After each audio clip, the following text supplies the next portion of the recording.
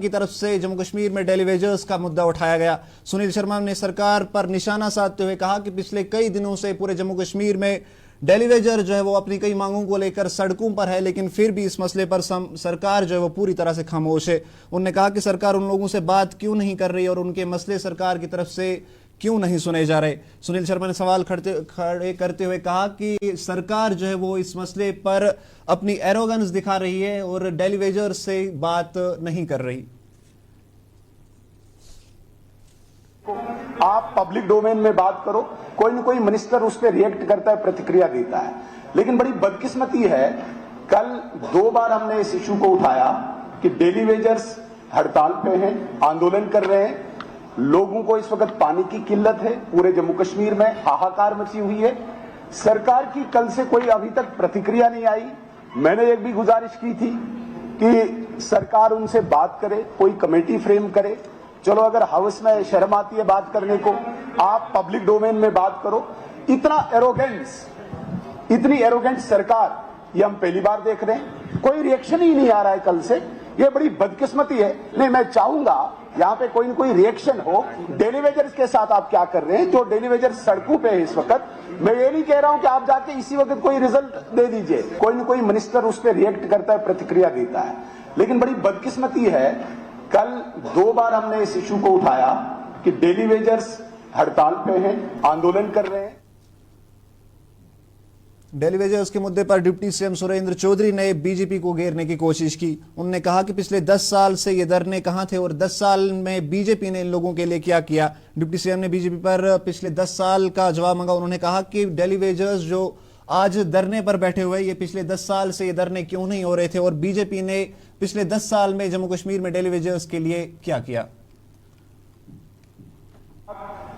इससे पहले भी 2014 से पहले भी और आज भी जब हुकूमत में आई तो हमने आते साथ ही एक कमेटी बना दी और हमें यह समझ नहीं आती कि 10 साल ये आंदोलन कहां थे। 10 साल तक कोई सेक्रेटरी के बाहर क्यों नहीं आया? नहीं सुनिए, ये कौन सा है? आप बोलेंगे क्यों नहीं बोलेंगे?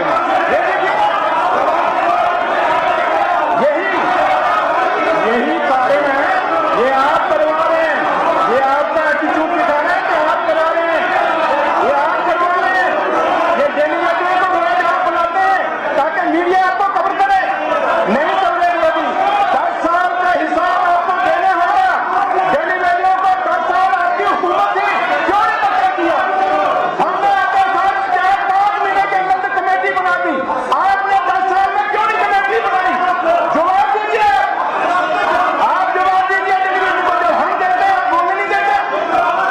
ये नहीं होगा, ये दोहरी नीति नहीं चलेगी, ये डबल स्टैंडर्ड नहीं चलेगा आपका। अगर आप जवाब देते हैं तो सुनिए, आप जवाब नहीं दे रहे। सच्चाई बोलने से क्यों रोक रहे हैं आप? बोलने दीजिए, ये नहीं होगा। आपने 10 साल किया कुछ नहीं, हमने 5 साल में कमेटी बना दी, ये नहीं होगा। आप नहीं, आप जो कहेंगे वही होगा, नहीं हम सुनेंगे। अगर आप जीत के आए, हम भी जीत के आए। डेली वेजर्स के मसले को लेकर असेंबली में सीएम उमर अब्दुल्ला की तरफ से भी जवाब दिया गया। सीएम ने कहा कि अगर सरकार को डेली वेजर्स का मसला हल करने का इरादा नहीं होता तो फिर सरकार उन पर कोई भी कमेटी नहीं बनाती। उन्होंने कहा कि ये धरने अब कमेटी बनने के बाद शुरू कर दिए गए हैं, जो कि हमारी समझ से बाहर है। सीएम ने बीजेपी पर निशाना साधते हुए कहा कि अगर बीजेपी आज डेली वेजर्स के साथ इंसाफ करने की मांग कर रही है तो फिर कहीं ना कहीं बीजेपी भी इस बात को मान रही है कि पिछले 10 साल में डेली वेजर्स के साथ उन्होंने इंसाफ नहीं किया। अगर हमारा डेली वेजरों से बात करने का इरादा नहीं होता, हम कमेटी कायम नहीं करते। कमेटी कायम किसी आंदोलन या एजिटेशन के बाद नहीं हुआ। हैरानगी की बात यह है कि एहतजाज कमेटी बनने के बाद हुआ। अब इसके पीछे क्या वजूहात है, इनमें गहराई पे जाना पड़ेगा, मैं मालूमात कर लूंगा। हमने कमेटी बिठाई है, कमेटी जनाब चीफ सेक्रेटरी साहब की निगरानी में, उसमें तमाम सीनियर अफसर हैं। अगर ऑपोजिशन को चीफ सेक्रेटरी साहब और अफसरों पर भरोसा नहीं है तो मैं कुछ नहीं कर सकता हूं इसके बारे में। मुझे तो पूरा एतमाद अपने चीफ सेक्रेटरी और अफसरों पर है कि वो सही काम करेंगे। उन्हें 6 महीने का वक्त दिया हुआ है। मैं इन तमाम डेली वेजर जो हड़ताल पर बैठे हुए हैं उनसे गुजारिश करता हूं। पीपल्स कॉन्फ्रेंस के प्रेसिडेंट सजाद गनी लोन की तरफ से आज असेंबली में जम्मू कश्मीर में 200 यूनिट मुफ्त बिजली का मुद्दा उठाया गया। सजाद गनी लोन ने पूछा कि सरकार इस बात को साफ करे कि क्या 200 यूनिट मुफ्त बिजली सबको देने का वादा जो एनसी ने किया था, क्या वो 200 यूनिट अब सबको मिलेगी या फिर एएवाई से जुड़े लोगों को ही वो 200 यूनिट मुफ्त बिजली दी जाएगी। उन्होंने कहा कि सीएम इस बात को साफ कर दे कि आखिर सरकार का इस बात को लेकर क्या रुख है। एएवाई वालों को मिलेगी या जैसे मैनिफेस्टो में लिखा था कि सबको मिलेगी। He will have to, Honorable Chief Minister will have to clear that. Number two, जिन चीजों की ये बात कर रहे हैं, जब आप लोगों ने अपना मैनिफेस्टो लिखा था ये सब चीजें वहां थी। इसका मतलब है कि आपके आने के बाद कोई नई कंसेशन जम्मू कश्मीर के लोगों को नहीं दी गई। थर्ड, इवन जो ये सोलर रूफटॉप्स का जो है रेस्को मॉडल का है इन अ प्लेस लाइक कश्मीर, क्योंकि इसका 3 kilowatt, I think 3 kilowatt is the upper limit. I don't think it will even generate less than 200 units as an average per month. So कहीं ऐसा ना हो दिन में आप बिजली लें कंज्यूमर से, रात को जब उसको जरूरत पड़ेगी तब तो सोलर चलेगा नहीं।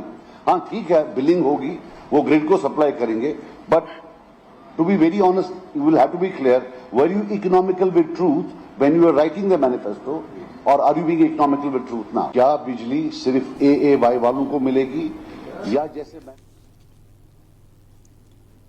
सजाद गनी लोन की तरफ से मुफ्त बिजली 200 यूनिट को लेकर जवाब देते हुए सीएम उमर अब्दुल्ला ने असेंबली में जवाब दिया। सीएम ने कहा कि सरकार ने जो मैनिफेस्टो में जम्मू कश्मीर के लोगों के साथ वादे किए हैं उन सब वादों को सरकार पूरा करेगी। उन्होंने कहा कि सरकार ने सच के साथ खिलवाड़ न पहले किया था और न आगे करेगी।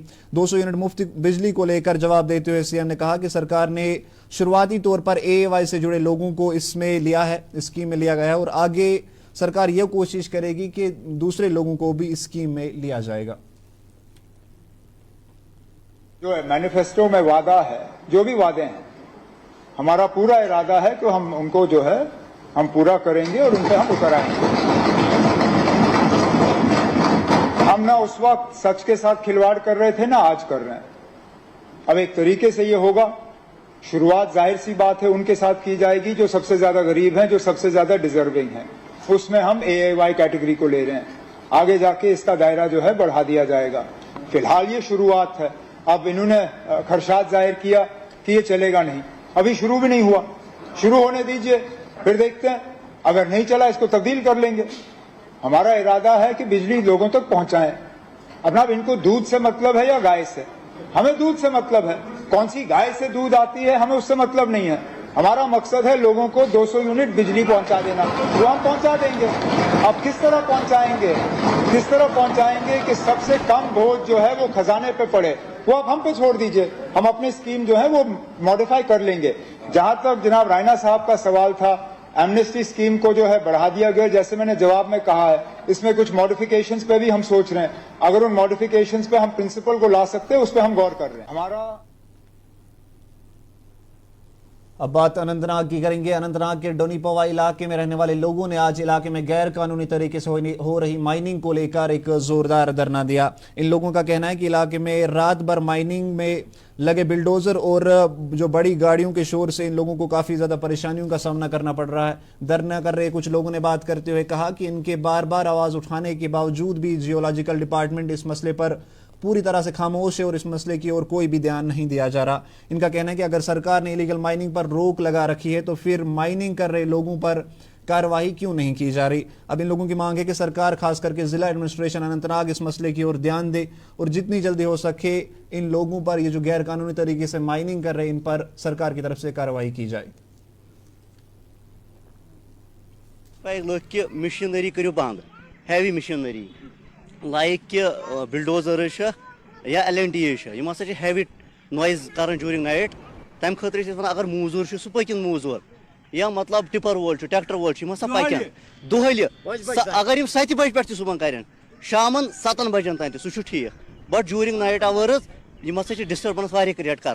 बेमार बच्चे लगभग 12 बजे पे लागान रिक्वेस्ट कर कि मूजूर पकिन ट्रैक्टर वोल पक्या मतलब पकिन कत पकिन हसा रीजिक वारियान लुकन मगर एल करू सीज अख एल सीज गन पे मिशन ओर कहें यह सन रिक्वेस्ट डी सी साहबस इत ब्रोट कर वन कि मूजूर मे रुकिन मगर मूजूर हसा रुकिन यह करिन मूजूर मगर मिशनरी करू बंद मस्याम यमो मस्यामस जोल निंदर कर रात लागान LLT मशीन और पाल वस बन किन गरीब तबक वन एतराज कर दपान हसा कड़ो जायो मन LLT मशीन लोगिन अगर खान बंद रात हमारी ये स्टोन क्वारीज यहाँ पर है, धनीपावा में है, ब्राडतलो में है और ब्रागपुरा में है। उसका 2019 से जो है वो एक्सट्रैक्शन बिल्कुल बंद है।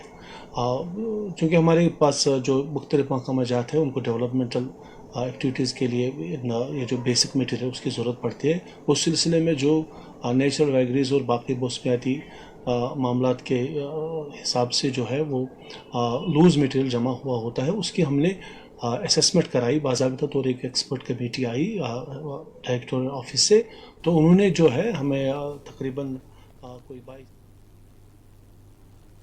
पुलवामा के रामू इलाके में रहने वाले लोगों ने आज इलाके में खराब सड़क को लेकर अपनी नाराजगी का इजहार किया। इन लोगों का कहना है कि इलाके में रोमा ऋषि स्पोर्ट्स स्टेडियम को जाने वाली सड़क की हालत इतनी खराब है कि वहां आने जाने वाले सभी खिलाड़ियों और आम लोगों को काफी ज्यादा परेशानियों का सामना करना पड़ रहा है। ये तस्वीरें आपके सामने जो रोमा ऋषि स्पोर्ट्स स्टेडियम की ओर जाने वाली सड़क है।